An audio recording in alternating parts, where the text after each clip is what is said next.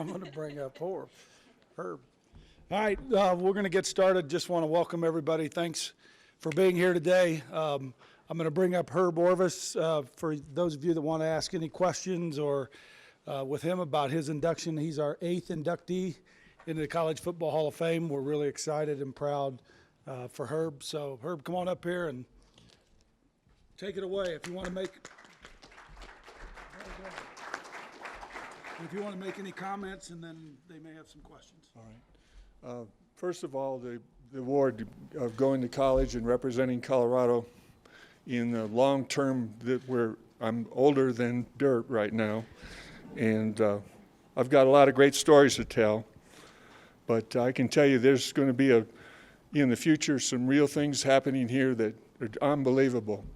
You've got the skeleton and the bones and everything here, but you bring some good more ball players in here, it's going to be awesome.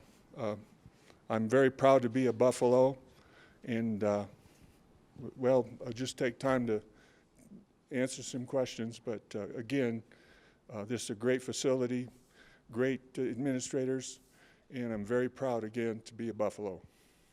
Where were you when you found out you were going to the Hall of Fame? It's hard to fathom. My roommate made it last year, Dick Geron, out of Yale, and I tried to get him to explain what it's like, and he said, Herb, it's just a wonderful feeling, and it's for real. So I'm got over the fact that somebody's playing a trick on me or something here. Any other questions?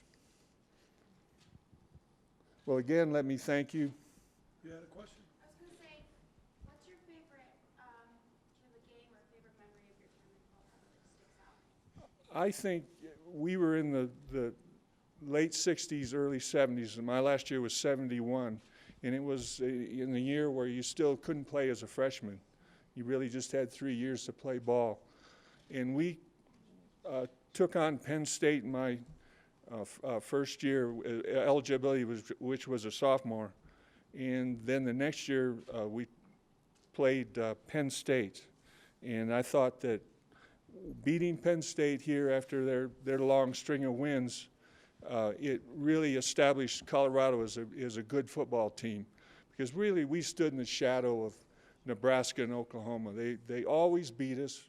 I never got to cheer and say, see, play the real happy guy after the win. We tried everything, but we just couldn't win against either one of those teams. And I think the skeleton that they've got built here and added on, and I hate to say skeleton, it's really a wonderful facility. And I think it's going to attract a lot of great athletes, because not only you have good coaching and you have a good facility, you can't have it much better than that. First of all, congratulations, first of all. Great honor. Thank you. I was just curious, since it is signing day today, what was your recruiting process like, and can you imagine going through what these kids are going through today with the recruitment the way it is?